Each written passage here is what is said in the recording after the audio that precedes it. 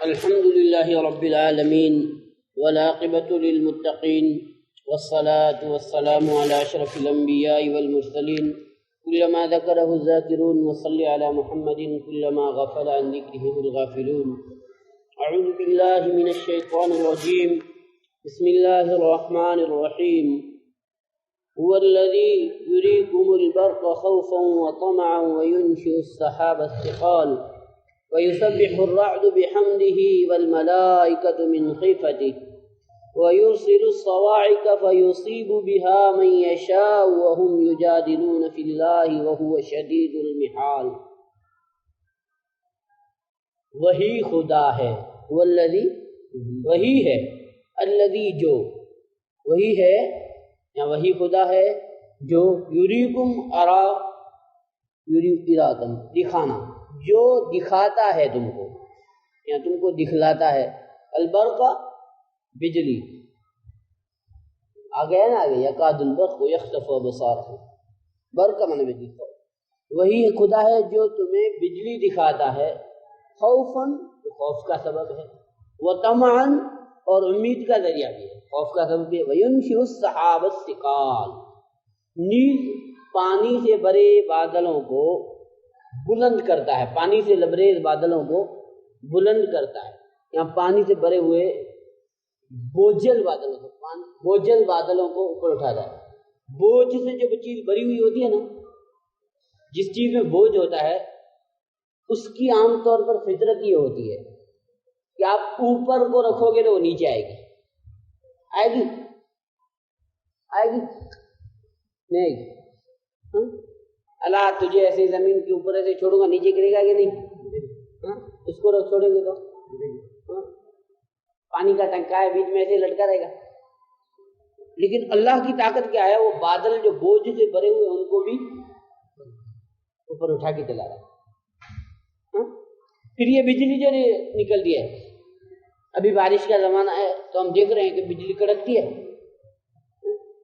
گرجدار آواز بھی اس سے آتی ہے، تو اس سے لوگ کتنے خوف زدہ ہوتے ہیں، اپنے مکان اندر سے بھی بند کر لیتے ہیں. اس سے جو خوف پیدا ہوتا ہے، پھر امیدیں بھی بنتی ہے کہ چلو اب بجلی کڑک رہی ہے تو بارش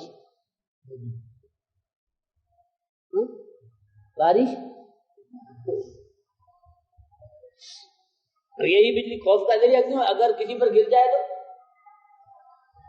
جلا کر خاک کر دیتی ہے یا نہیں؟ تو دیکھنے کی بات ہے، ایک ہی چیز میں آگ اور پانی جمع ہو سکتے ہیں، لیکن اسی بادل سے بجلی کڑکتی ہے کہ نہیں، جو جلا کے آگ کی صفت ہے، جس خاک کر دیتی ہے، اور اسی میں سے جو ہے پانی ٹپکتا ہے. اللہ اپنی قدرت کی نشانیاں بیان کر رہا تھا شروع سے. زمینوں کو اس نے ہی پھیلایا، اس میں پہاڑ، پھر قسم قسم کے پھل، پھر اگل بغل کی زمینیں کھیتیاں ہیں تو اس میں الگ الگ، کہیں انگور، کہیں کھجور، کیا الگ. انہی نشانیوں میں سے پھر جو ہے یہ اس نے بتایا تھا کہ عورت کے رحم میں کیا ہے وہی جانتا ہے. چھپ کے بات کرو، کھل کے بات کرو.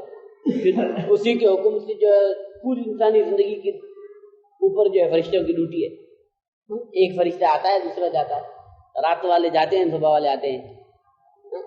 صبح والے جاتے ہیں، رات والے آتے ہیں. رات والے جاتے ہیں، صبح والے. پھر اسی کی طاقت میں سے وہی تم کو جو ہے یہ بجلیاں دکھاتا ہے، اس سے ڈر بھی پیدا کرتا ہے، امیدیں بھی. حالانکہ آگ اور پانی خصوصیت سے تو الگ الگ چیزیں، متضاد چیزیں ہیں. پھر یہی بادل اوپر اڑتے رہتے ہیں، حالانکہ ثقیل چیزیں، اور جہاں ضرورت ہوتی ہے وہاں برستے ہیں. یہ سب خدا کو دیتے ہیں.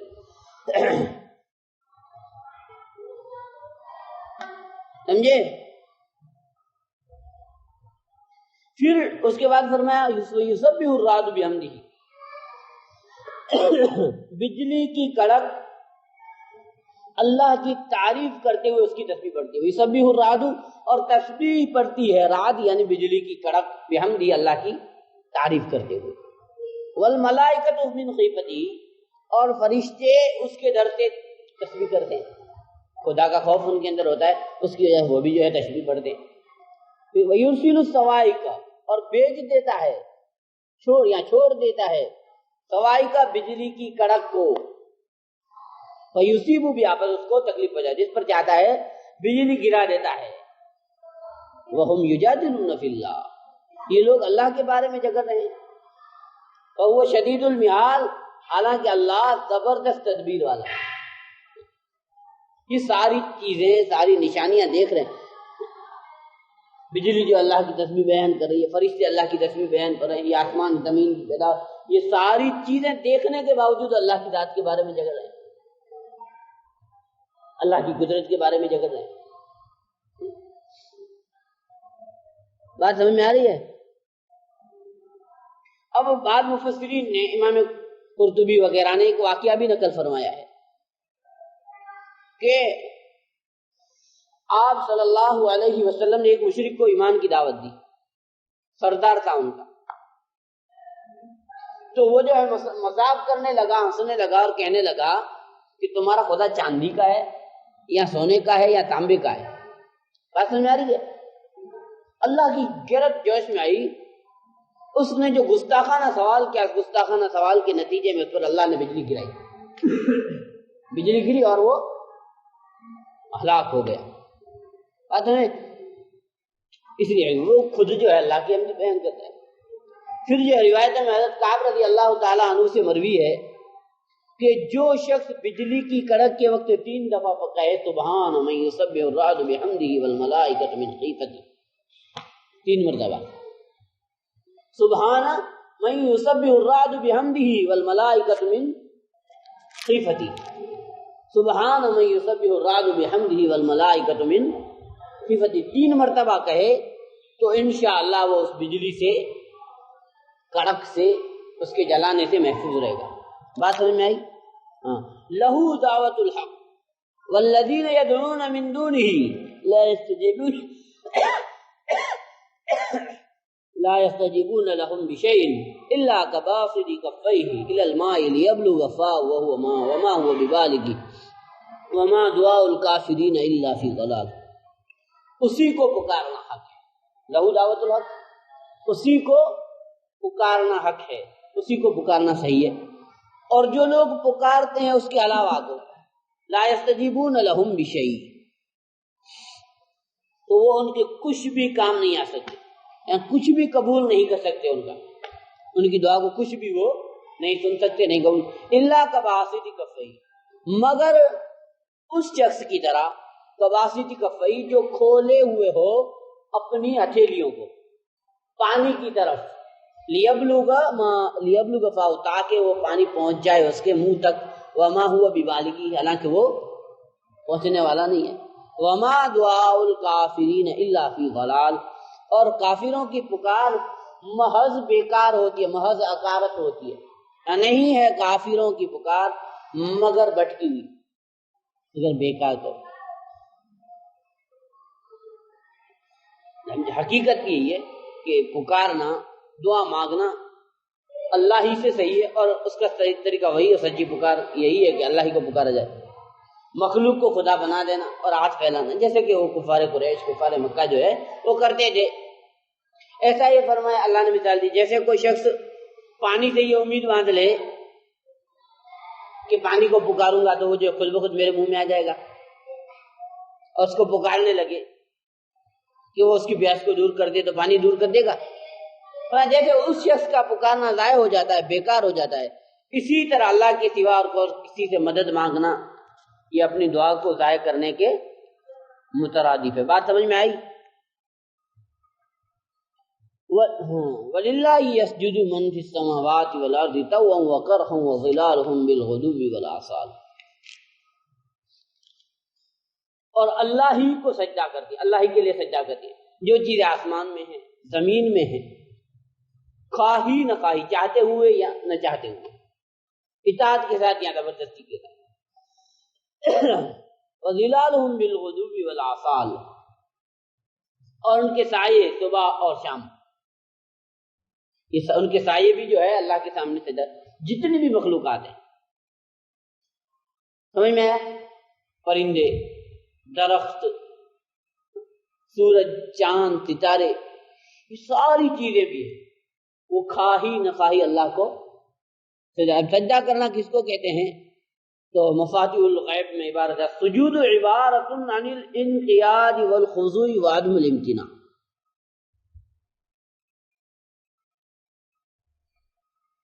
سجدہ کرنا نام ہے جھکانا، اپنے آپ کو پیش کرنا، اور جس چیز کا حکم دیا جائے اس سے روکنا، سمجھے؟ اس سے نہ رکنا، وہ کرنا. یعنی سجدے سے مراد یہاں جو ہے ظاہری اللہ کی فرما برداری، اس کی نافرمانی سے بچنا. اب اطاعت و نافرمانی کے بارے میں جو ہے نظام اللہ کا کیا ہے کہ جو انسان اور جنات ہیں، انسان اور جنات جو ہیں، چونکہ اللہ تبارک و تعالیٰ نے انسان اور جنات کو اس دنیا میں امتحان کے لیے بھیجا ہے، اس لیے ان کو ارادہ اور قوت کی اختیار دی گئی ہے کہ وہ چاہے اس طرح زندگی بسر، چاہے تو جو حکام کے مطابق زندگی گزاریں اور چاہے تو حکام سے ہٹ کر زندگی گزاریں. فرما برداری بھی کرنے پر قادر ہے اور نافرمانی کرنے پر بھی. البتہ اگر وہ نافرمانی کریں گے تو وہ گنہگار ہوں گے. بس انسان اور جنات میں سے نیک بندے اطاعت و فرما برداری کے جو کام کرتے ہیں وہ اختیاری اطاعت ہے. یہ اللہ کا ایک نظام ہے. دوسرا نظام ہے تکوینی ہے، جس میں ارادہ و اختیار کو کوئی دخل نہیں ہوتا ہے، چاہے نہ چاہے وہ کام کرتا ہے، اور اطاعت ہی کرنے پر وہ مجبور ہوتا ہے. انسان اور جنات کے علاوہ جتنی مخلوقات ہیں، سورج، چاند ہو، درخت، سمندر، حیوانات ہو، یہ سب جو اللہ تعالیٰ کی ڈوری میں بندھے ہوئے ہیں اور ہر وقت اللہ کے احکام کو بجا لانے میں لگے ہوئے ہیں. زمین آسمان کی تمام چیزوں، یہاں تک کہ ان کے سایوں کا بھی اللہ کے سامنے جھک جانے کا جو اللہ نے ذکر فرمایا، وَظِلَالُهُم بِالْغُدُوِّ وَالْآصَالِ. بعض مفسرین کے نزدیک یہاں سجدہ سے حقیقی معنی میں سجدہ ہی مراد ہے. کیا مراد ہے؟ حقیقی معنی میں سجدہ. لہذا مومن تو اپنی مرضی سے سجدہ کرتا ہے اور دوسری چیزیں سجدہ کرنے پر کیا ہے؟ مجبور ہے.